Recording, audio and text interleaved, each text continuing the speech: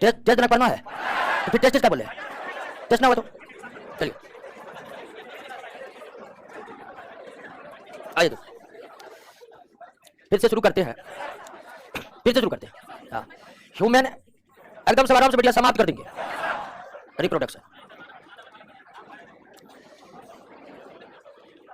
Human reproduction फिर से शुरू करते हैं, नहीं तो फिर ऑनलाइन कोई भागा नहीं ना, बैठिए।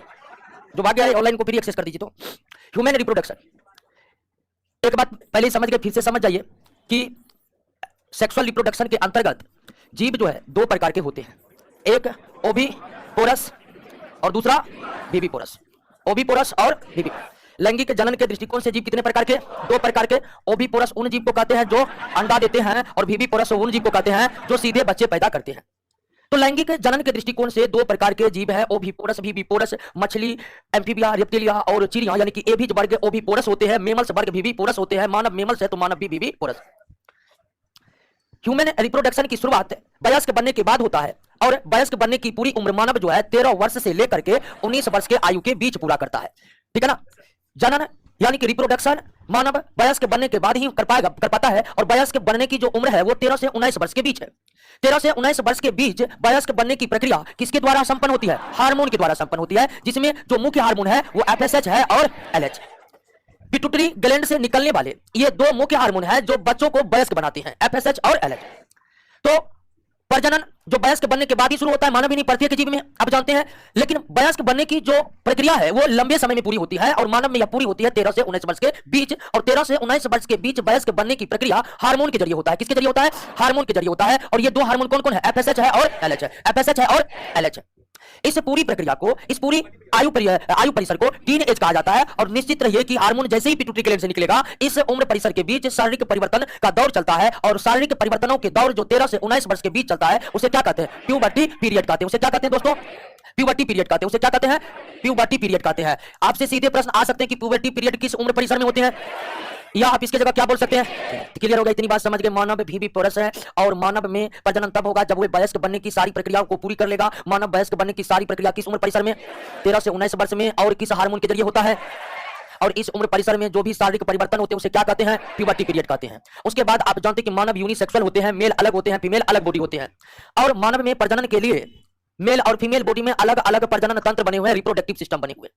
मानव में मेल और फीमेल का रिप्रोडक्टिव सिस्टम पूरी तरह से एक दूसरे से अलग होते हैं, उनमें कोई समानताएं नहीं होती है।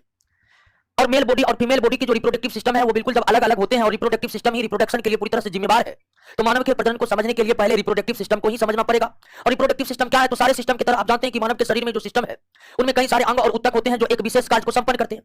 तो प्रजनन तंत्र में भी कई सारे अंग हैं, ऊतकें हैं, ग्रंथियां हैं, जो मिलकर के मानव के शरीर में प्रजनन को कंप्लीट करता है। अब जब मानव यूनिसेक्सुअल है और दोनों के रिप्रोडक्टिव सिस्टम एक दूसरे से अलग होते हैं तो पढ़ना भी आपको अलग अलग पड़ेगा, ठीक है। अब ध्यान दीजिए दोस्तों कि जब अलग अलग पढ़ना होगा तो आइए पहले मेल रिप्रोडक्टिव सिस्टम को समझ लेते हैं। Male reproductive system, male reproductive system में जो सबसे महत्वपूर्ण है वो है आपका क्या? टेस्टिस। टेस्टिस सबसे महत्वपूर्ण है। और यह टेस्टिस का जो विकास होता है गर्भ में ही होता है। जब शिशु का निर्माण प्रक्रिया गर्भ में चल रही होती है तो उसी समय टेस्टिस का विकास होता है। गर्भ में शिशु को पलते पलते जब 3 से 4 महीने का हो जाता है तब टेस्टिस का विकास होता है। कहां होता है? किडनी के पास। और किडनी के पास जब टेस्टिस का विकास होता है तो एक जोड़े टेस्टिस का विकास होता है, एक जोड़ा।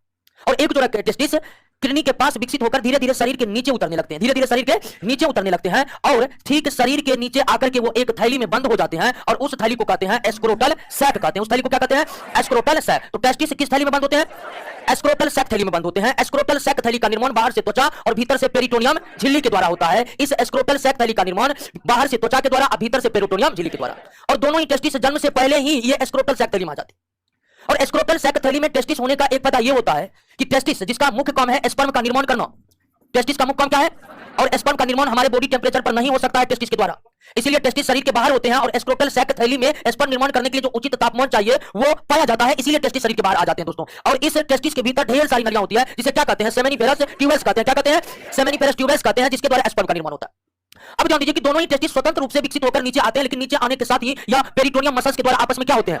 और जब दोनों टेस्टिस पेरिटोनियम मसल्स के द्वारा आपस में जुड़ जाते हैं तो फिर यह कभी भी जिस रास्ते से नीचे आए उसी रास्ते से फिर ऊपर नहीं जा पाते हैं। अगर यह मांसपेशी नहीं रहता तो फिर कभी भी दोस्तों ये टेस्टिस ऊपर जा सकते हैं, क्योंकि जिन रास्तों से ये आते हैं वो रास्ते बहुत लंबे समय तक खुले ही रहते हैं, लेकिन फिर उन रास्तों से ये शरीर के भीतर नहीं लौट पाते हैं क्योंकि दोनों ही टेस्टिस आपस में पेरिटोनियम मसल्स के द्वारा जुड़ जाते हैं। क्लियर हो गया? तो मानव शरीर का मेल बॉडी का मुख्य रिप्रोडक्टिव ऑर्गन क्या है? टेस्टिस का कौन क्या है? टेस्टिस कितने होते हैं, एक जोड़े, और किस थैली में बंद होते हैं, एस्क्रोटल। और टेस्टिस के भीतर जो ढेर सारी नलियां होती है उसे कहते हैं सेमिनिफेरस ट्यूबल्स कहते हैं। उसी सेमिनिफेरस ट्यूबल्स के द्वारा तैयार होता है क्या, एस्पर्म। उसी सेमिनिफेरस ट्यूबल्स के द्वारा तैयार होता है क्या, एस्पर्म तैयार होता है। क्या तैयार होता है, एस्पर्म तैयार होता है।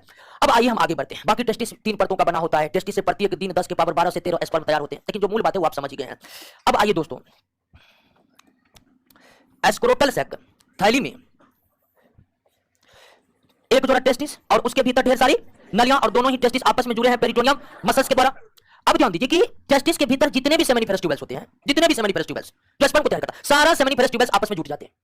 सारा सेमिनिफेरस ट्यूबल्स आपस में क्या होते हैं, जुड़ जाते हैं। अब जुड़ करके एक मोटी नली के रूप में, एक मोटी नली के रूप में दोस्तों चिपके हुए पाए जाते हैं। एक मोटी नली के रूप में क्या होते हैं, चिपके हुए रहते हैं। सारे सेमिनिफेरस ट्यूबल्स आपस में जुट करके एक मोटी नली के रूप में टेस्टिस के ऊपर चिपका रहता है, और इसे हम कहते हैं एपिडाइडमिस कहते हैं। एपिडाइडमिस कहते हैं, क्या कहते हैं, एपिडाइडमिस कहते हैं। टेस्टिस के ऊपर जो मोटी नली चिपकी रहती है उसे क्या कहते हैं, एपिडाइडमिस कहते हैं। और एपिडाइडमिस का निर्माण टेस्टिस के भीतर ढेर सारे सेमिनिफेरस ट्यूबल्स के आपस में जुड़ने से होता है। और एपिडाइडमिस का काम है कि टेस्टिस के द्वारा तैयार किया गया स्पर्म को अपने पास स्टोर रखना। यानी टेस्टिस जो है ये सेमिनिफेरस ट्यूबल्स के द्वारा जो स्पर्म तैयार होते हैं उसको अपने पास स्टोर रखते हैं, और इसी एपिडाइडमिस में स्पर्म प्रजनन के योग्य बनते हैं। टेस्टिस के द्वारा तैयार किया गया स्पर्म तुरंत प्रजनन के योग्य नहीं होते हैं। जब वे कुछ समय तक एपिडाइडमिस में बंद रहते हैं या एपिडाइडमिस में रहते हैं, तब जाकर स्पर्म सेल जो है, वो प्रजनन के क्या होते हैं, योग होते हैं। तो क्लियर हो गया। दो क्या हुआ फिर आपका, ठीक चला ना, हाँ नजर कुछ गड़बड़ तुरंत इन्फॉर्म करो, ठीक है कि क्या हो रहा है, नहीं तो क्लास आगे बढ़ा देते बाद में विद्यार्थी सब। कुछ भी हो रहा है अपनी बोलो, रोक देंगे 2 मिनट। अब ध्यान दीजिए कि एपिडाइडमिस और टेस्टिस दो अंग हो गए। टेस्टिस का काम स्पर्म निर्माण करना, एपिडाइडमिस का काम स्पर्म स्टोर करना। अब एपिडाइडमिस से एक लंबी नली निकलती है, एपिडाइडमिस से एक लंबी नली निकलती है, एपिडाइडमिस से एक लंबी नली निकलती है, और यह लंबी नली दोस्तों, यह लंबी नली सीधे शरीर के अंदर प्रवेश कर जाता है। यह लंबी नली सीधे शरीर के अंदर प्रवेश कर जाता है, ये सीधे शरीर के अंदर प्रवेश कर जाता है, ठीक है। ध्यान दीजिए कि इससे एक नली निकलती है, और जो नली पुनः बॉडी के अंदर चला जाता है, और इस नली का नाम है भाषा डिफरेंशिया। भाषा डिफरेंशिया, इस नली का नाम क्या है, भाषा डिफरेंशिया, ठीक है। एपिडाइडमिस से एक लंबी नली निकलती है, और लंबी नली सीधे शरीर के भीतर चला जाता है, यानी पेटों के अंदर चला जाता है, और इस नली का नाम क्या है, भाषा डिफरेंशिया। अब भाषा डिफरेंशिया का काम है कि एपिडाइडमिस से स्पर्म को लेकर के आगे बढ़ना। यह भाषा डिफरेंशिया की जो नली होती है, ये दोनों ही नली 25-25 सेंटीमीटर की होती है। कितनी होती है, 25-25 सेंटीमीटर की होती है, और इसका काम है एपिडाइडमिस से स्पर्म को लेकर आगे बढ़ना, एपिडाइडमिस से स्पर्म को लेकर आगे बढ़ना, एपिडाइडमिस से स्पर्म को लेकर आगे बढ़ना। तो यहां तक डायग्राम आप पूरी तरह से समझ गए कि नहीं समझ गए, कोई दिक्कत नहीं, फिर से समझिए।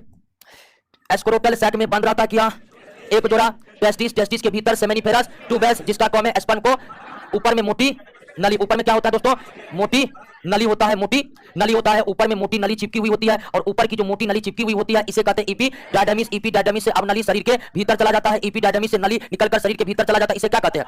अब भाषा डिफरेंशिया जाकर के एक ग्रंथि से जुड़ जाता है। भाषा डिफरेंशिया शरीर के भीतर जाकर के एक ग्रंथि से क्या हो जाता है, जुड़ जाता है, और इस ग्रंथि को कहते हैं सेमिनल वेसिकल्स। क्या कहते हैं, सेमिनल वेसिकल्स कहते हैं। इस ग्रंथि को क्या कहते हैं, सेमिनल वेसिकल्स कहते हैं। इस ग्रंथि को क्या कहते हैं, और सेमिनल वेसिकल्स में क्षारीय पदार्थ जिसमें प्रोटीन, फ्रक्टोज, साइट्रेट ये सब पदार्थ रहते हैं, क्षारीय पदार्थ सेमिनल वेसिकल्स से निकलते रहते हैं, जिसका काम होता है स्पर्म को पोषण प्रदान करना, स्पर्म को पोषण प्रदान करना, ठीक है। सेमिनल वेसिकल्स एक ग्रंथि है, ग्रंथि ग्लैंड, और यह सेमिनल वेसिकल्स ग्लैंड में क्षारीय पदार्थ लगातार तैयार होते रहते हैं, और उसका काम होता है कि स्पर्म को पोषण देते रहना ताकि निर्मित स्पर्म कोशिकाएं खराब ना हो। तो सेमिनल वेसिकल्स ऐसे क्षारीय तरल पदार्थ को स्रावित करते रहते हैं लगातार, जो स्पर्म को खराब होने नहीं देते। अब जैसे ही ये भाषा डिफरेंशिया ना, इस नली का नाम क्या है, भाषा डिफरेंशिया। डिफरेंशिया यह नली आगे जुट जाता है किससे, सेमिनल वेसिकल्स से। यह नली किससे जुड़ जाता है, सेमिनल वेसिकल्स से जुड़ जाता है। तो भाषा डिफरेंशिया और सेमिनल वेसिकल्स आपस में जुट जाते हैं, तो इसे कहते हैं इजाकुलेटरी डक्ट। इसे क्या कहते हैं, इजाकुलेटरी डक्ट। ध्यान दीजिए, भाषा डिफरेंशिया जो 25 सेंटीमीटर लंबी नली है, जैसे ही सेमिनल वेसिकल्स से जुड़ा, तो अब जुड़ने के बाद ये दोनों को सम्मिलित रूप से हम क्या कहेंगे, इजाकुलेटरी डक्ट। या आप कह सकते हैं कि जैसे ही भाषा डिफरेंशिया सेमिनल वेसिकल्स से मिला, तब उसे हम मिलने के बाद दोनों को सम्मिलित रूप से क्या कहते हैं, इजाकुलेटरी डक्ट कहते हैं। क्या कहते हैं दोस्तों, इजाकुलेटरी डक्ट कहते हैं। अब इजाकुलेटरी डक्ट जो है दोस्तों मूत्राशय से जुट जाता है, किससे जुट जाता है, मूत्राशय से, यूरिनरी ब्लैडर से जुट जाता है, ठीक है। ये आगे बढ़कर जुट जाता है किससे, मूत्राशय से जुट जाता है। किससे जुट जाता है, मूत्राशय से जुट जाता है। इजाकुलेटरी डक्ट जाकर के किससे जुट गया, मूत्राशय से जुट गया। और जहां जुटता है दोस्तों, वहां पर भी एक ग्रंथि होती है, वहां पर भी एक क्या होती है, ग्रंथि होती है, और इस ग्रंथि को कहते हैं प्रोस्टेट ग्लैंड। क्या कहते हैं, और प्रोस्टेट ग्लैंड जो है यह अम्लीय पदार्थ को स्रावित करता है। किस पदार्थ को, अम्लीय पदार्थ को स्रावित करता है। और इस अम्लीय पदार्थ का भी काम होता है दोस्तों, इस अम्लीय पदार्थ का भी काम होता है स्पर्म को पोषण प्रदान करना, स्पर्म को पोषण प्रदान करना। देखिए दो ग्रंथि हो गया है मेल रिप्रोडक्टिव सिस्टम में, एक सेमिनल वेसिकल्स या क्षारीय पदार्थ को स्रावित किया जो स्पर्म को पोषण प्रदान किया, और उसके बाद सेमिनल वेसिकल्स और भाषा डिफरेंशिया की नली मिलकर के सेमिनल वेसिकल्स, और ये नली आपका हो गया भाषा डिफरेंशिया। भाषा डिफरेंशिया, ये दोनों नली मिलकर के क्या बना, इजाकुलेटरी डक्ट, और इजाकुलेटरी डक्ट मानव के मूत्राशय से जुट गया, और जहां मूत्राशय से जुटा वहां पर दोनों तरफ ग्रंथि, या ग्रंथि एक ही है, प्रोस्टेट ग्लैंड कितना, लेकिन सेमिनल वेसिकल्स दो, प्रोस्टेट ये दो, प्रोस्टेट दो लोब, छोटे छोटे लोब में बटा होता है। जैसे हम थायराइड ग्लैंड के बारे में बताए थे कि गले के दोनों तरफ होते हैं लेकिन पीछे से एक मांसपेशी के द्वारा जुड़े होते हैं, वैसे प्रोस्टेट ग्लैंड आपको दो लग रहा है बाएं दाएं, लेकिन है या एक। प्रोस्टेट ग्लैंड दो लोब में बटा होता है। कैसे बटा होता है, ध्यान दीजिए, आधा लोब है इस तरफ, आधा लोब है इस तरफ, आपस में वो पीछे से क्या है, जुड़ा, तो जुड़ा हुआ तो एक ही ना हुआ। तो प्रोस्टेट ग्लैंड कितने होते हैं, एक ही होते हैं। प्रोस्टेट ग्लैंड कितने होते हैं, एक ही होते हैं। और प्रोस्टेट ग्लैंड से अम्लीय पदार्थ का स्राव होता है, किस पदार्थ का, और प्रोस्टेट ग्लैंड से निकलने वाले अम्लीय पदार्थ का भी काम एक ही होता है दोस्तों, स्पर्म को क्या करना, पोषण प्रदान करना।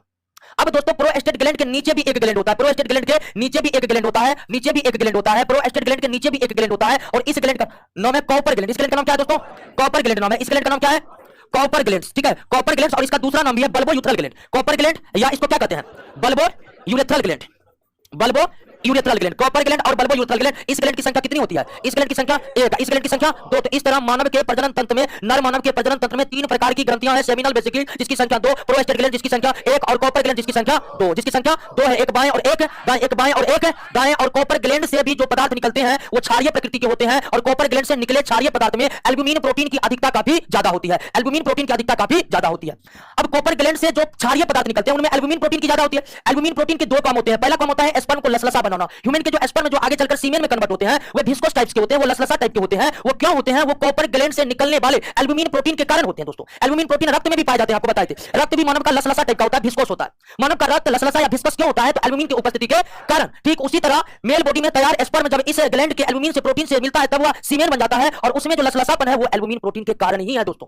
तो एक काम है स्पर्म के साथ मिलकर के स्पर्म को पोषण प्रदान करना, और दूसरा काम होता है कॉपर ग्लैंड से निकलने वाले कि मेल और फीमेल की के बीच जब सेक्सुअल इंटरकोर्स होते होंगे तो उस समय जनन अंगों को स्मूथ रहना बहुत जरूरी है। ठीक है, तो मेल और फीमेल के सेक्सुअल इंटरकोर्स के वक्त जनन अंगों को स्मूथ बनाए रखने का कार्य इसी कॉपर ग्लैंड से निकलने वाले एल्ब्यूमिन प्रोटीन के कारण होता है। ठीक है, तो एल्ब्यूमिन प्रोटीन जो कि कॉपर ग्लैंड से निकलते हैं इसके दो काम होता है, एक तो स्पर्म को पोषण प्रदान करना और दूसरा सेक्सुअल इंटरकोर्स के वक्त जनन अंगों को पूरी तरह से स्मूथ बना देना। तो इस तरह से दोस्तों तीन ग्रंथियां हो गई मेल बॉडी में। कितने ग्रंथियां होंगे, तीन ग्रंथियां हो गई। कौन कौन,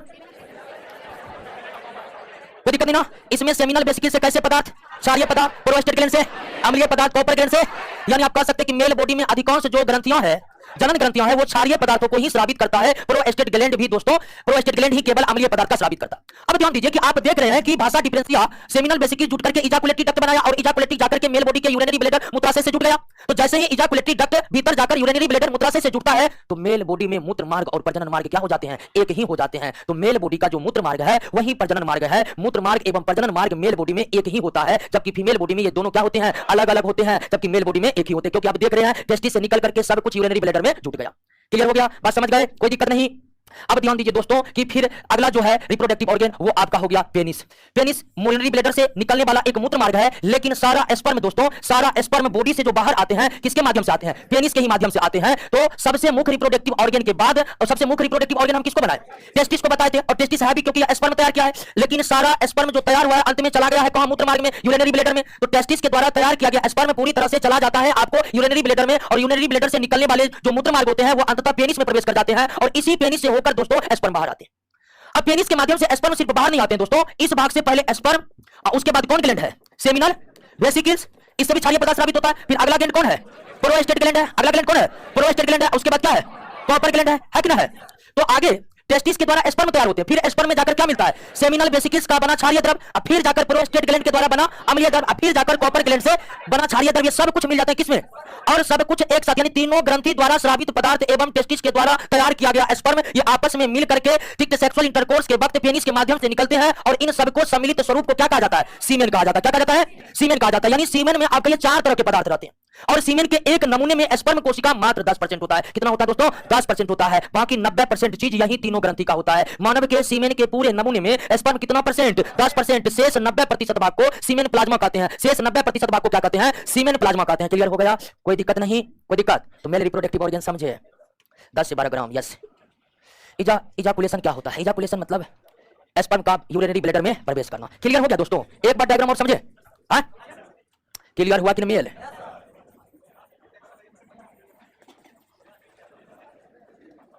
समझे ना हो, पूरा पूरा समझ में। आइए दोस्तों, थैली में बंद है किया टेस्टिस एक जोड़ा, इसके भीतर सेमिनिफेरस ट्यूबल। चलिए दोस्तों एक बार फिर से हम आते हैं, तो डायग्राम को पूरी तरह से समझ गए ना। डायग्राम को पूरी तरह से समझ गए तो एक बार फिर से समझा देते हैं। मानव का मेन रिप्रोडक्टिव ऑर्गन है एक जोड़ा टेस्टिस। टेस्टिस के भीतर सेमिनिफेरस ट्यूबेल्स जो वयस्क होने के बाद बनाएगा स्पर्म। टेस्टिस के ऊपर चिपका हुआ है, एक मिनट, टेस्टिस के ऊपर चिपका हुआ है दोस्तों क्या, एक मोटी नली, एक मोटी नली, एक मोटी नली, और इस मोटी नली को कहते हैं क्या, ईपी। टेस्टिस स्पर्म तैयार करता है, ईपीडायडमिस उसको स्टोर करता है। अब इससे एक मोटी नली निकलती है, इससे क्या होती है, एक मोटी नली निकलती है, और मोटी नली से निकल करके शरीर के भीतर चला जाता है, शरीर के भीतर चला जाता है। अब शरीर के भीतर जाने के बाद यह मोटी नली दोस्तों एक ग्रंथि से जुट जाती है, एक ग्रंथि से जुट जाती है, और इस ग्रंथि का नाम है सेमिनल वेसिकल्स। इस ग्रंथि का नाम है सेमिनल वेसिकल्स। ये है आपका नली जो है, इसको भाषा डिफरेंशिया कहते हैं। भाषा डिफरेंशिया सेमिनल वेसिकल से जाकर जुड़ जाता है, और सेमिनल वेसिकल्स और ये नली जुटने के बाद इजाकुलेटरी डक्ट बन जाता है। इजाकुलेटरी डक्ट भीतर में जाकर के दोस्तों जुट जाता है, किससे, मूत्राशय से जुट जाता है। किससे जुट जाता है, मूत्राशय से जुट जाता है। किससे जुट जाता है दोस्तों, मूत्राशय से जुट जाता है। क्लियर हो गया, ये भीतर जाकर जुट जाता है, किससे, मूत्राशय से। मूत्राशय से जुट जाता है। मूत्राशय से जुड़ते ही मूत्रमार्ग और प्रजनन मार्ग क्या हो जाता है, एक ही हो जाता है। मूत्रमार्ग प्रजनन मार्ग क्या हो जाता है। अब देखिए कि सेमिनल वेसिकल्स और ये भाषा डिफरेंशिया की नली मिलकर इजाकुलेटरी डक्ट बन गया। इजाकुलेटरी डक्ट यूरिनरी ब्लैडर से जुट गया। यूरिनरी ब्लैडर से जहां जुड़ता है दोस्तों, वहां पर एक ग्रंथि होती है, उसे क्या कहते हैं, प्रोस्टेट ग्लैंड। इससे अम्लीय पदार्थ का स्राव होता है, और प्रोस्टेट ग्लैंड के ठीक नीचे होता है क्या, बल्बोयूथरल ग्लैंड। क्या होता है, बल्बोयूथरल ग्लैंड। उसके बाद दोस्तों मूत्रमार्ग से आगे निकलकर आपका हो गया क्या, पेनिस। पेनिस के माध्यम से सारा कुछ बाहर निकलते हैं, यानी स्पर्म, सेमिनल वेसिकल्स का क्षारीय पदार्थ, प्रोस्टेट ग्लैंड का अम्लीय पदार्थ, कॉपर ग्लैंड का क्षारीय पदार्थ एक साथ पेनिस के माध्यम से निकलता है, जिसे क्या कहते हैं, सीमेन कहते हैं। सीमेन में 10% ही क्या रहता है, स्पर्म रहता है। शेष 90% को क्या कहते हैं, सीमेन प्लाज्मा कहते हैं। क्या कहते हैं, क्लियर हो गया, क्या ये कोई दिक्कत है। अब 2-4 पॉइंट है, उसको पढ़ लेना है। क्या, टेस्टिस का वजन कितना होता है, ठीक है, 12 ग्राम होता है। चौहद्दी क्या होता है, मतलब 5 सेंटीमीटर लंबा, 2.5 सेंटीमीटर चौड़ा, 3 सेंटीमीटर मोटा होता है। तो डायग्राम पूरी तरह से समझ में आया। चलिए एक बार नजर दौड़ा लीजिए, ऑनलाइन वाले से पूछ लेते हैं। गजेंद्र कुमार, एक बार नजर दौड़ाइए, चुपचाप नजर दौड़ाइए। गजेंद्र कुमार सिंह, चंदन कुमार, करण सिंह। चलिए ऑनलाइन वाले बताइएगा, male reproductive system. Mukesh Gupta पूछ रहा नाइट फॉल क्यों होता है, ठीक है, मुकेश गुप्ता मिलिए डॉक्टर से, वहीं बताएंगे क्या। ऐसे मत ऐसे, एक दिशा से वही प्रश्न पूछ रहा। दोस्तों इस तरह का कोई भी दिक्कत तुरंत मिलना है डॉक्टर से। चलिए सबको समझ में आ गया, वेरी गुड। अब कोई दिक्कत नहीं ना, मेल बॉडी का जो प्रजनन मार्ग है वही मूत्र मार्ग है, नहीं जो मूत्र मार्ग है वही प्रजनन मार्ग, क्योंकि मूत्र मार्ग का विकास पहले होता है, प्रजनन मार्ग का विकास बाद में होता है। क्लियर हो गया, मेल बॉडी के रिप्रोडक्टिव सिस्टम में कोई दिक्कत नहीं। अब मानव का नसबंदी करना है, ध्यान दीजिए। नर, ध्यान ज्यादा से फिर क्लियर नहीं हो पाएगा। अगर नर मानव का नसबंदी करना है, काट दीजिए यहीं से, ध्यान दीजिए। अगर भाषा डिफरेंशिया के नली को, भाषा डिफरेंशिया के नली को हम काट देंगे तो स्पर्म मूत्रमार्ग में जाएगा, और स्पर्म मूत्रमार्ग में नहीं जाएगा तो प्रजनन हो पाएगा। तो पुरुष नसबंदी करते समय, पुरुष के भाषा डिफरेंशिया को काट करके, ठीक है, बांध दिया जाता है। इसके बाद स्पर्म यूरिनरी ब्लैडर में पहुंच ही नहीं पाते हैं, और उसके बाद वो प्रजनन के योग्य नहीं हो पाते। तो नर नसबंदी में प्रजनन तंत्र के कौन से अंग को काटकर बांध दिए जाते हैं, भाषा डिफरेंशिया को। कौन से अंग काटकर बांध दिए जाते हैं, भाषा डिफरेंशिया। यानी कि टेस्टिस का यूरिनरी ब्लैडर या मूत्रमार्ग से रिश्ता ही खत्म हो गया भाषा डिफरेंशिया के करते ही, और इस तरह से पुरुष नसबंदी कंप्लीट हो गया। क्लियर हो गया। तो पुरुष नसबंदी में किस नली को काटा जाता है, भाषा। कोई दिक्कत, आते हैं फीमेल पर। क्या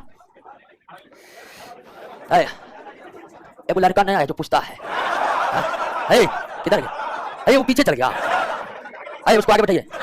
अल्लाह मत करिए, अल्लाह बैठिए, जहां बैठिए बैठिए।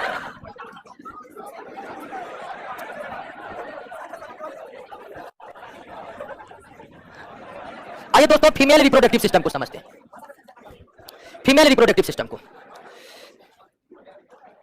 नसबंदी के बाद कभी स्पर्म नहीं निकलता, बिल्कुल नसबंदी जब हो जाएगा तो स्पर्म बनेगा, लेकिन टेस्टिस तो सही रहता है, तो टेस्ट नसबंदी हो जाएगा, टेस्टिस तो स्पर्म बनेगा, लेकिन बना हुआ स्पर्म बॉडी से बाहर आते हैं पेनिस के माध्यम से। तो हमने भाषा डिफरेंशिया को क्या कर दिए, काट दिए। तो भाषा डिफरेंशिया को काट दिए तो स्पर्म अब मूत्रमार्ग में पहुंच पाएगा, स्पर्म ही नहीं पहुंच पाएगा, तो स्पर्म ही मेल गेमीट है। इसलिए नसबंदी के बाद स्पर्म तो बनते हैं, लेकिन वे मूत्रमार्ग में पहुंच नहीं पाते हैं, इसलिए वे आपको बाहर शरीर से आ नहीं पाते हैं, और इस तरह से प्रजनन के लिए वो अयोग्य हो जाती हैं। आइए female reproductive system, female reproductive system. दोस्तों ध्यान दीजिए, फीमेल रिप्रोडक्टिव सिस्टम में जो सबसे मुख्य रिप्रोडक्टिव ऑर्गन है वो है एक जोड़ा ओवरी। वो क्या है दोस्तों, एक जोड़ा ओवरी, जो शरीर के भीतर होते हैं और पेल्विक क्षेत्र में होते हैं। किस क्षेत्र में, कमर वाले क्षेत्र को पेल्विक रीजन कहा जाता है, कमर वाले क्षेत्र को पेल्विक रीजन कहा जाता है। और इसी फीमेल बॉडी के पेल्विक रीजन में कमर वाले हिस्से में बाएं और दाएं तरफ पाए जाते हैं 2 ओवरी। क्या पाए जाते हैं, 2 ओवरी पाए जाते हैं। और जिस तरह से मेल बॉडी का सबसे मेन रिप्रोडक्टिव ऑर्गन टेस्टिस है, उसी तरह फीमेल बॉडी का सबसे मेन रिप्रोडक्टिव ऑर्गन क्या है? ओवरी है, क्योंकि इसी ओवरी में दोस्तों निर्माण होता है किसका? ओवा का। इसी ओवरी में निर्माण होता है किसका? ओवा का। और स्पर्म मेल गैमीट है, ओवा क्या है? फीमेल गैमीट है। स्पर्म मेल गैमीट है और ओवा फीमेल गैमीट है, और ओवा का निर्माण कहां होता है? ओवरी में होता है। और ध्यान दीजिए कि टेस्टिस 3 परतों का बना होता है। पढ़िएगा नोट में, टेस्टिस कितने परत का? 3 परत का होता है। टेस्टिस 3 परत का होता है, लेकिन ओवरी 2 परत का बना होता है। ओवरी के बाहरी परत को ट्यूनिका एल्ब्यूजिनिया कहते हैं, और ओवरी के भीतरी परत को जर्मिनल एपिथेलियम कहते हैं। मेल बॉडी का टेस्टिस 3 परतों का बना होता है। तीनों परत के नाम आपके नोट्स में दिया हुआ है, पढ़िएगा। लेकिन ओवरी आपको 2 परतों का बना होता है। ओवरी के बाहरी परत को ट्यूनिका एल्ब्यूजिनिया कहते हैं, और भीतरी परत को जर्मिनल एपिथेलियम कहते हैं, और टेस्टिस के भीतर के परत जर्मिनल एपिथेलियम में ही निर्माण होता है किसका? ओवा का। क्लियर हो गया? तो मेल बॉडी का फीमेल बॉडी का सबसे मेन रिप्रोडक्टिव ऑर्गन ओवरी है। अब ओवरी कितना लंबा चौड़ा है पढ़ते रहिएगा। ओवरी का मेन काम है ओवा का निर्माण करना, और ओवरी ओवा का निर्माण जो करता है अपने भीतरी जर्मिनल एपिथेलियम परतों के द्वारा करता है। जर्मिनल एपिथेलियम परतों के द्वारा करता है। अब टेस्टिस में स्पर्म का निर्माण बॉडी टेंपरेचर पर नहीं हो सकता है। टेस्टिस स्पर्म का निर्माण बॉडी टेंपरेचर से 2 डिग्री कम पर करता है, लेकिन ओवरी ओवा का निर्माण बॉडी टेंपरेचर पर कर सकता है, इसीलिए ओवरी शरीर के भीतर ही होते हैं। अब इस दोनों ही ओवरी के ऊपर एक लंबी नली निकलती है। दोनों ही ओवरी के ऊपर एक लंबी नली निकलती है दोस्तों, लंबी नली निकलती है, लंबी नली निकलती है। दोनों ही ओवरी के ऊपर से एक लंबी नली निकलती है, लंबी नली निकलती है दोस्तों। दोनों ही ओवरी के ऊपर से एक लंबी नली निकलती है। इस लंबी नली को कहते हैं fallopian tube. Fallopian tube, fallopian tube, ठीक है। फैलोपियन ट्यूब का एक और नाम है दोस्तों ओविडक्ट। ओविडक्ट है ना, तो फैलोपियन। दोनों ही ओवरी के ऊपर से जो एक लंबी नली निकलती है, ये नली कितना सेंटीमीटर होता है जी? 12 सेंटीमीटर। इस लंबी नली को क्या कहते हैं? फैलोपियन ट्यूब कहते हैं। क्या कहते हैं? और ओवरी से निकला ओवा, ओवरी से निकला ओवा सीधे कहां पर आते हैं दोस्तों? कहां पर आते हैं? इसी फैलोपियन ट्यूब में आते हैं, इसी फैलोपियन ट्यूब में आते हैं। क्लियर हो गया? तो ओवरी के ऊपर के नली को क्या कहते हैं? फैलोपियन ट्यूब कहते हैं। अब यही फैलोपियन ट्यूब नीचे आकर एक नाशपाती आकार की संरचना का निर्माण करता है, एक नाशपाती आकार के संरचना का निर्माण करता है, और इसको कहते हैं यूटेरस। क्या कहते हैं? यूटेरस। यूटेरस वही भाग है जहां पूरे शिशु का क्या होता है? निर्माण होता है, या शिशु का पूरा पालन पोषण यूटेरस यानी गर्भाशय वाले भाग में भी होते हैं। गर्भाशय भी 3 परतों का बना होता है। गर्भाशय भी कितने परत का? 3 परत का, ठीक है। तीनों परतों का नाम पढ़िए तो पेरीमेट्रियम, मायोमेट्रियम और इंडोमेट्रियम। गर्भाशय 3 परतों का बना होता है, और इसी गर्भाशय में शिशु का पूरा पालन पोषण होता है। और गर्भाशय में जब शिशु नहीं पलते हैं तब इसकी चौड़ाई 7 से 8 सेंटीमीटर होता है, और शिशु के पालन पोषण के दौरान इसकी आकार बढ़कर 18 से 20 सेंटीमीटर होता है। तो ओवरी के ऊपर का नली फैलोपियन ट्यूब नीचे में आकर बनाया क्या? यूटेरस।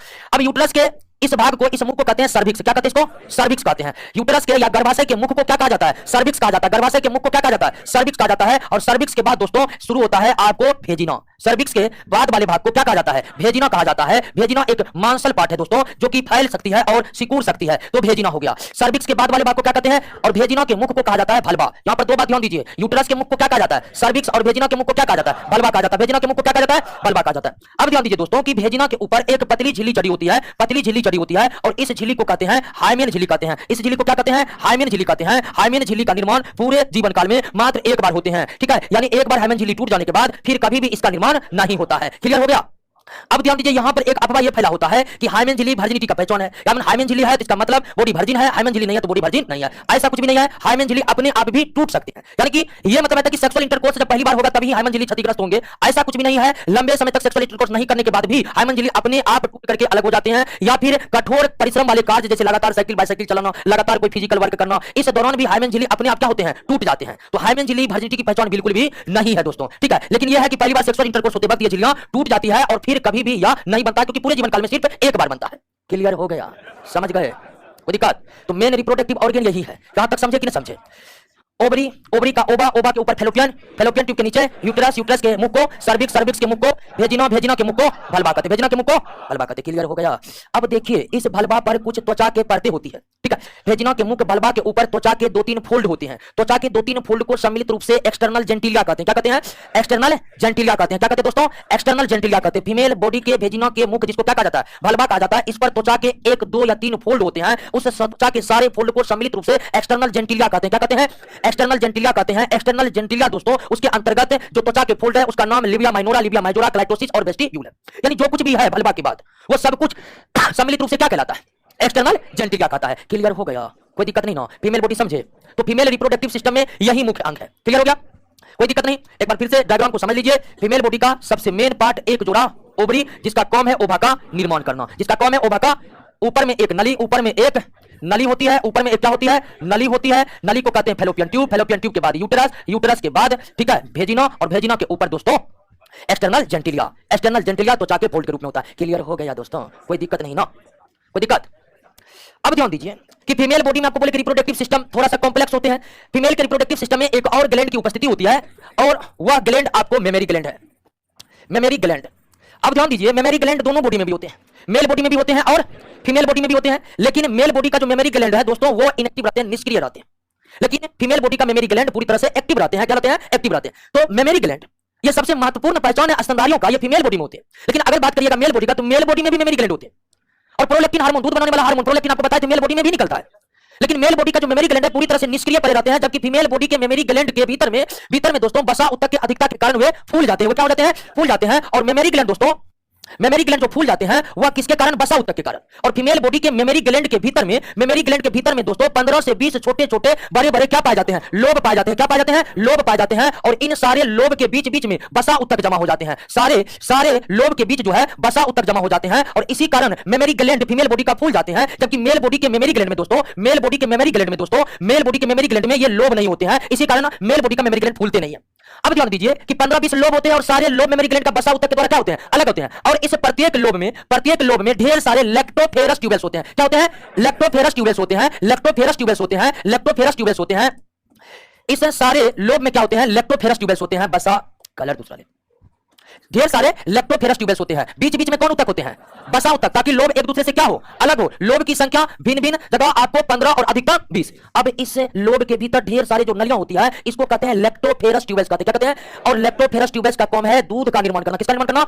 दूध का निर्माण करना। और सारे लैक्टोफेरस नलिकाएं आपस में एक दूसरे से क्या हो जाती है? जुड़ जाती है। जितने भी लैक्टोफेरस नलिका है सब आपस में जुड़ करके मेमरी ग्लैंड के शीर्ष भाग से निकलते हैं दोस्तों। और सारे लैक्टोफेरस ग्लैंड मेमरी ग्लैंड के जिस शीर्ष भाग से निकलते हैं उसको निप्पल कहा जाता है। और इसके चारों ओर के जो क्षेत्र होते हैं वो कुछ गाढ़े रंग का हो जाता है और इन गाढ़े रंग को कहा जाता है क्या? एरियोला कहा जाता है। क्या कहा जाता है? एरियोला कहा जाता है। तो सारे लैक्टोफेरस नलिकाएं आपस में जुट करके बाहर निकल जाते हैं और लैक्टोफेरस नलिका का काम है मिल्क का फॉर्मेशन करना। और मिल्क फॉर्मेशन होते रहते हैं प्रोलैक्टिन हार्मोन के द्वारा। लेकिन मिल्क का सेक्रेशन केवल प्रसव होने के बाद ही हो सकता है, अन्य किसी भी स्थिति में नहीं हो सकता है। लैक्टोफेरस नलिकाएं लगातार मिल्क फॉर्मेशन करते रहता है, लेकिन मिल्क का सेक्रेशन मेमरी ग्लैंड के द्वारा केवल एक ही स्थितियों में होता है और वो स्थितियां है प्रसव के बाद। जब तक प्रसव की प्रक्रिया पूरी नहीं होगी मेमरी ग्लैंड के भीतर लैक्टोफेरस नलिका के द्वारा निर्मित मिल्क किसी भी तरह से बाहर नहीं आएंगे। क्लियर हो गया? समझ गए? कोई दिक्कत नहीं। तो मेल रिप्रोडक्टिव सिस्टम अब फीमेल रिप्रोडक्टिव सिस्टम क्लियर।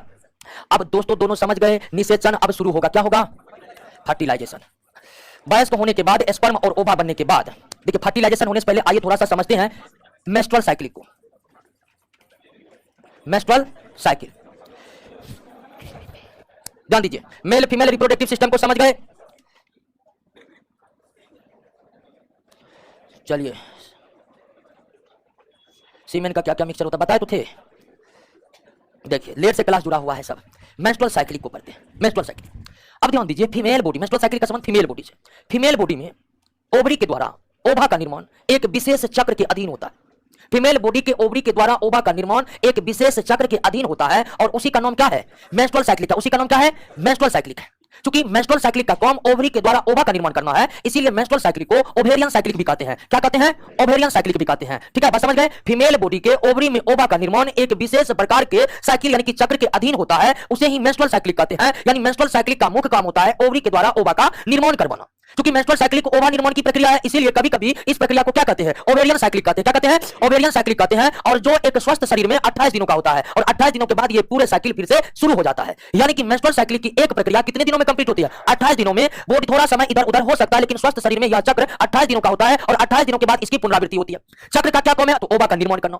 और यह प्रक्रिया दोस्तों फीमेल बॉडी में जो शुरू होती है वह 12 से 12 वर्ष के बाद। फीमेल बॉडी में मेंस्ट्रुअल साइक्लिक की प्रक्रिया या ओवा निर्माण की प्रक्रिया किस वर्ष शुरू होती है? 12 वर्ष। और 12 वर्ष में पहली बार मेंस्ट्रुअल साइक्लिक होने को क्या कहा जाता है?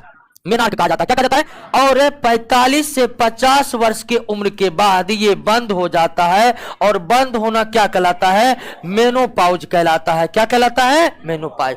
तो जब पहली बार मेंस्ट्रुअल साइक्लिक की प्रक्रिया शुरू होती है तो उसे मेनार्क कहा जाता है और 45 से 50 वर्ष की अवस्था में मेंस्ट्रुअल साइक्लिक की प्रक्रिया बंद हो जाती है, जिसे क्या कहते हैं? मोनोपॉज कहते हैं। अब ध्यान दीजिए, मोनोपॉज यानी कि मेंस्ट्रुअल साइक्लिक की प्रक्रिया बंद हो गई, तो इसका मतलब है कि ओवा निर्माण क्या हो गया? बंद हो गया। तो यानी 45 से 50 वर्ष के बाद फीमेल बॉडी में ओवा का निर्माण नहीं होता है। तो 12 वर्ष शुरू होता है और 45 से 50 वर्ष के बाद यह बंद हो जाता है। अब ध्यान दीजिए, प्रत्येक मेंस्ट्रुअल साइक्लिक में केवल एक ओवा का निर्माण होता है, केवल एक ओवा का। और अगर एक बार ओवरी बायां ओवरी ओवा को तैयार किया है तो अगला मेंस्ट्रुअल साइक्लिक में दायां ओवरी ओवा को तैयार करेगा, फिर अगला मेंस्ट्रुअल साइक्लिक में बायां ओवरी ओवा को तैयार करेगा। यानी कि 28 दिनों का जो एक साइकिल होता है उनके दौरान फीमेल बॉडी में केवल कितने ओवा तैयार होते हैं? यानी कि एक मेंस्ट्रुअल साइक्लिक में केवल एक ओवा तैयार होते हैं और ओवा का निर्माण ओवरी बारी बारी से करता है। एक बार बायां वाला ओवरी किया तो अगला मेंस्ट्रुअल साइक्लिक में दायां वाला करेगा। क्लियर हो गया? अब देखिए कि मेंस्ट्रुअल साइक्लिक की प्रक्रिया शुरू हो गई, मतलब ओवा निर्माण की प्रक्रिया शुरू हो गई, ओवा निर्माण की प्रक्रिया शुरू हो गई। और जैसे ही मेंस्ट्रुअल साइक्लिक का हाफ आता है यानी 14वें दिन दोस्तों मेंस्ट्रुअल साइक्लिक ओवा जो है वह बाहर निकल आता है। ओवा क्या होता है? बाहर निकल आता है। मेंस्ट्रुअल साइक्लिक शुरू हुआ, ओवरी ओवा निर्माण करना शुरू कर दिया। ओवा निर्माण होकर होकर होकर मेंस्ट्रुअल साइक्लिक के हाफ में यानी 14वें दिन ओवा ओवरी से क्या हो गया? बाहर आ गया। और ओवरी से ओवा बाहर निकल करके सीधे फैलोपियन ट्यूब में जाते हैं, सीधे फैलोपियन ट्यूब में जाते हैं। फैलोपियन ट्यूब में जाने में इसे 1 दिन का समय लग जाता है। यानी 15वें दिन दोस्तों 15वें दिन ओवा कहां पहुंच गया है? फैलोपियन ट्यूब में। अब 16वें दिन से लेकर 18वें दिन तक ओवा इंतजार करता है स्पर्म का। अगर 16वें से 18वें दिन ओवा से स्पर्म मिल गया तो आगे शिशु निर्माण की प्रक्रिया शुरू होगी। अगर मेंस्ट्रुअल साइक्लिक के 16वें से 18वें दिन स्पर्म नहीं पहुंचा तो उसके बाद ओवा मृत हो जाते हैं। क्या हो जाते हैं? ओवा मृत हो जाते हैं। यानी कि मेंस्ट्रुअल साइक्लिक शुरू हुआ, ओवा निर्माण शुरू हुआ। ओवा ओवरी से निकलेगा कब? तो मेंस्ट्रुअल साइक्लिक के हाफ में यानी 14वें दिन। फैलोपियन ट्यूब में कब पहुंचेगा? 15वें दिन। और इसकी आयु 36 घंटे होती है। यानी फैलोपियन ट्यूब में ओवा पहुंच करके 16वें दिन 17वें दिन 18वें दिन स्पर्म आने का इंतजार करता है। 16वें से 18वें दिन स्पर्म नहीं आया तो तब उस ओवा कोशिका की क्या हो जाती है? मृत्यु हो जाती है। क्या हो जाती है? मृत्यु हो जाती है। और उसके बाद अगर दोस्तों ओवा स्पर्म से मिल गया तो आगे शिशु निर्माण की प्रक्रिया शुरू हो जाती है, नहीं तो 18वें दिन के बाद ओवा क्या हो जाता है? मृत हो जाता है। जब ओवा मृत हो जाता है तो मृत ओवा, और दोस्तों जैसे ही ओवा निकलता है, जैसे ही 14वें दिन ओवा निकलता है वैसे ही गर्भाशय जो है उनमें नए नए कोशिका बनना क्या हो जाता है? शुरू हो जाता है। क्योंकि गर्भाशय को यह सिग्नल मिल जाता है कि ओवा सेक्रेट हो चुका है, आने वाले समय में यहां गर्भ पहुंचेगा। तो गर्भाशय भी गर्भ को पालने के लिए वह अनुकूल होने लगता है, उसमें नए नए कोशिका की परतें बनने लगती है। तो गर्भाशय के नए नए कोशिका के परतें बनना शुरू हो जाता है मेंस्ट्रुअल साइक्लिक के पहले दिन से ही। और 14वें दिन ओवा के सेक्रेट होने के बाद गर्भाशय में और ढेर सारे नए नए कोशिका के परत बन जाते हैं। लेकिन जैसे ही 18वें दिन ये सिग्नल मिलता है कि ओवा बर्बाद हो चुका है तो गर्भाशय में जो नए नए कोशिका है वो टूट कर क्या होने लगते हैं? अलग होने लगते हैं। यानी कि उस मृत ओवा के साथ गर्भाशय की टूटी कोशिका, गर्भाशय की टूटी कोशिका। और जब गर्भाशय की कोशिका टूटती है कब? जब फर्टिलाइजेशन या जब ओवा स्पर्म से नहीं मिलता है। तो गर्भाशय में जो भी कोशिका बना है गर्भ को सुरक्षित पालने के लिए वो 18वें दिन के बाद अगर स्पर्म से नहीं मिला तो वो टूट कर क्या होते हैं? अलग हो जाते हैं, जिससे गर्भाशय में ढेर सारे ब्लड सेक्रेट हो जाता है। अब ये तीनों मृत ओवा, गर्भाशय की टूटी कोशिका, ब्लड एक साथ 28वें दिन बॉडी से बाहर आने लगते हैं, जिसको मासिक स्राव या मेंस्ट्रुअल सेक्रेशन कहते हैं। क्या कहते हैं? मेंस्ट्रुअल सेक्रेशन कहते हैं। यानी मेंस्ट्रुअल सेक्रेशन में मृत ओवा, गर्भाशय की टूटी कोशिका और गर्भाशय की टूटी कोशिका से बनने के कारण ब्लड ये तीनों एक साथ आते हैं, जिसको एक साथ बाहर निकल जाते हैं शरीर के, जिसे मेंस्ट्रुअल सेक्रेशन कहते हैं। ये न्यूनतम 3 दिन और अधिकतम 5 दिनों तक चलता है। क्लियर हो गया? मेंस्ट्रुअल साइक्लिक समझे कि नहीं समझे? एक मेंस्ट्रुअल साइक्लिक में कितना ओवा बनेगा? ओवा ओवरी से मेंस्ट्रुअल साइक्लिक के कितने दिन बाहर निकलेगा? 14। ओवा और स्पर्म के मिलने का सबसे उपयुक्त समय मेंस्ट्रुअल साइक्लिक का क्या दिन है? 16वां से 18वां दिन है। क्लियर हो गया? कोई दिक्कत नहीं ना? तो याद रखिएगा 16वां से 18वां दिन। आगे चलते हैं, थोड़ा सा इधर उधर याद हो सकता है। फर्टिलाइजेशन। अब क्या होगा?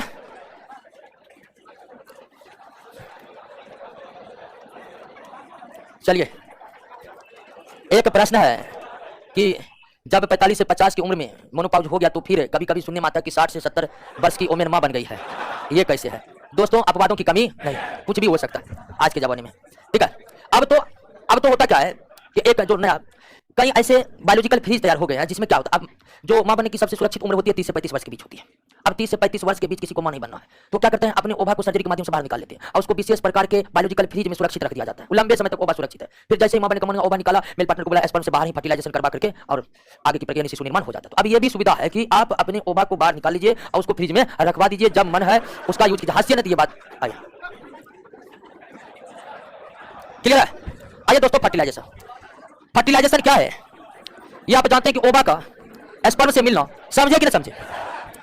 पूरी तरह से रिप्रोडक्शन को समझे कि नहीं समझे? हल्का एक दो पॉइंट नहीं समझोगे, एक दो पॉइंट नहीं समझोगे तो टेंशन क्या लेना, दूसरों के ऊपर क्वेश्चन है, ठीक है? क्वेश्चन तो क्लास में करवा रहे हैं, सिर्फ तथ्यों को समझना है, हमें परीक्षा पास करना है ना। अब कहता कि ये क्या, देखिए हम भी आपको तथ्यों को समझा सकते, कोई डिफेक्ट है तो डिफेक्ट जो है वो तो बात डॉक्टर ने बताएगा, हम तो आपको सीधी जानकारी देंगे, नहीं होता कि बहुत मास्टर से पढ़ा रहा है, फालतू का चीज बोल रहा है, ठीक है? अब वो जानकारी वो कौन से बोला, हमको जानकारी किसी सोर्स से मिलेगा तो आपको बताएंगे। अब ऐसे ऐसे प्रश्न आ रहे हैं, हम भी पहली बार देख रहे हैं कि ये क्या हो रहा है, तो आप तथ्यों को समझिए, आप तथ्यों को समझिए, केवल आंसर देने के लायक बनिए। चलिए, फीमेल बॉडी का नसबंदी नहीं हुआ है, अच्छा आइए देख लेते हैं। ये देख रहे हैं, फीमेल बॉडी का नसबंदी करते समय काट दिया जाता है किसको? फैलोपियन ट्यूब को, ठीक है? फैलोपियन ट्यूब को। अब फैलोपियन ट्यूब को काट करके क्या कर दिए? बांध दिए। काट करके क्या कर दिए? बांध दिए। तो अब ओवा जा पाएगा फैलोपियन ट्यूब में? स्पर्म जो है इस रास्ते से पहुंचता है और ओवा जो है इस रास्ते से पहुंचता है। अब ओवा यहां जाएगा ना, स्पर्म जाएगा तो उसको ओवा मिलेगा नहीं। तो मेल बॉडी का नसबंदी करते समय दोस्तों भाषा डिफरेंशिया को काटा जाता है, फीमेल बॉडी का नसबंदी करते समय फैलोपियन ट्यूब को काटा जाता है। क्लियर? चलिए, दोनों का नसबंदी हो गया है। आइए दोस्तों, फर्टिलाइजेशन क्या है? फर्टिलाइजेशन क्या है? तो ओवा और स्पर्म मिलने की प्रक्रिया को क्या कहते हैं? फर्टिलाइजेशन कहते हैं। और ओवा स्पर्म आपस में मिल करके दोस्तों बनाएगा क्या? जायगोट। क्या बनाएगा? अब यह फर्टिलाइजेशन दोस्तों, फर्टिलाइजेशन फैलोपियन ट्यूब में होता है, ये बताने की जरूरत है नहीं है? तो फैलोपियन ट्यूब में ओवा भी पहुंच गया, स्पर्म भी फैलोपियन ट्यूब में ही पहुंचता है और दोनों मिलकर के आपस में मिलकर के जायगोट बनाता है। इसी प्रक्रिया को क्या कहते हैं? यानी ओवा का स्पर्म से मिलना ही क्या है, या मेल गैमीट का फीमेल गैमीट से मिलना ही क्या है? फर्टिलाइजेशन मिलकर के ये क्या बन गया? जायगोट। जायगोट एक कोशिकीय संरचना है। कैसी संरचना है? वैसे स्पर्म भी एक कोशिकीय संरचना है, ओवा भी एक कोशिकीय संरचना है। अब ध्यान दीजिए कि फर्टिलाइजेशन में ओवा मात्र कितना है? एक मेंस्ट्रुअल साइकिल में एक ही ओवा बनते हैं, तो ओवा है एक, लेकिन एक ओवा से मिलने के लिए करोड़ों स्पर्म कोशिकाएं पहुंचती हैं। यानी कि फैलोपियन ट्यूब में ओवा है एक, लेकिन स्पर्म कोशिकाओं की संख्या करोड़ों से ज्यादा होती है।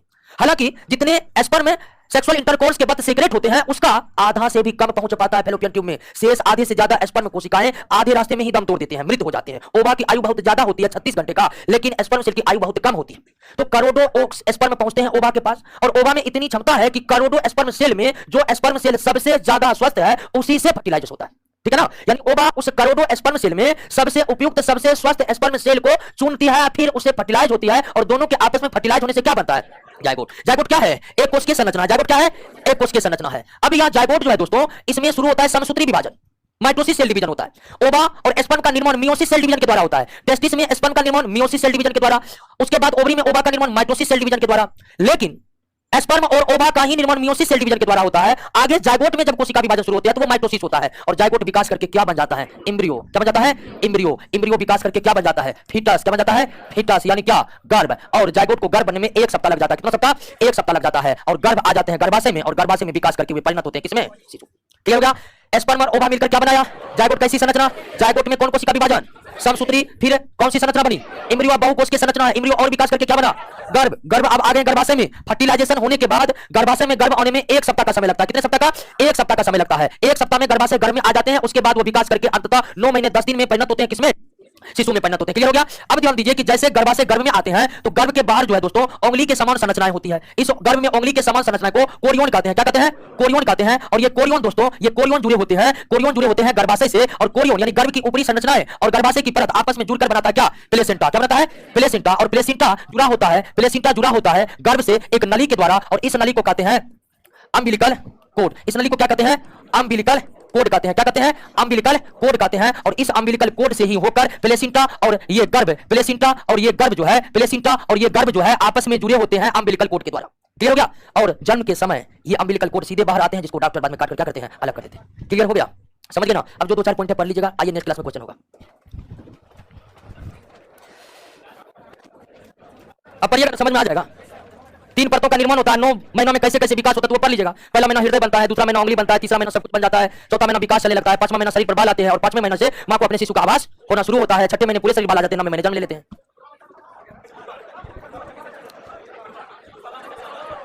हाँ, अरे पहले सिंगल को रहने दीजिए, उसके बाद जुड़वा टेस्ट होगा बच्चे। जुड़वा बच्चा देखिए, ओवा तो एक ही है, एक ही ओवा जब 2 स्पर्म से कारण बस फर्टिलाइज कर जाता है तो उसी स्थिति में जुड़वा बच्चा होता है। क्लियर है ना? एक ओवा एक ही स्पर्म कोशिका से फर्टिलाइज होता है, समझे ना? लेकिन कारण बस अगर एक ओवा 2 स्पर्म सेल से क्या हो गया? फर्टिलाइज हो गया, उसी स्थिति में जुड़वा बच्चा पैदा होते हैं। जुड़वा बच्चा में 2 ओवा नहीं बल्कि 2 स्पर्म सेल से एक ही ओवा फर्टिलाइज होते हैं, अंततः उसी स्थिति में जुड़वा बच्चा पैदा होते हैं दोस्तों। ठीक है? तो क्लियर है ना? कोई दिक्कत नहीं ना? समझे ना रिप्रोडक्शन पूरी तरह से? कोई दिक्कत नहीं। तो 4 पॉइंट है, उसको आप खुद से पढ़िएगा, समझ में आ जाएगा। लेकिन जो सोच कर आए थे पढ़ाने के लिए पढ़ा नहीं पाए, यानी थोड़ा बहुत चीज को छोड़कर आगे बढ़ना पड़ा। ठीक है? हाँ, 1 मिनट, आला नहीं, क्या? हाँ हाँ हाँ, वो बर्बाद हो जाता है, डिस्ट्रॉयड। ठीक है, चलिए एक है टेस्ट ट्यूब बेबी के बारे में नहीं बताया है। टेस्ट ट्यूब बेबी आएंगे प्रश्न, 200 प्रश्न है, और प्रश्न कराते समय ध्यान रखेंगे कि जो चीज क्लियर नहीं हुआ 2-4 पॉइंट वो प्रश्नों के माध्यम से क्लियर हो जाए। कोई दिक्कत? आते हैं अगला क्लास प्रश्नों के नाम होगा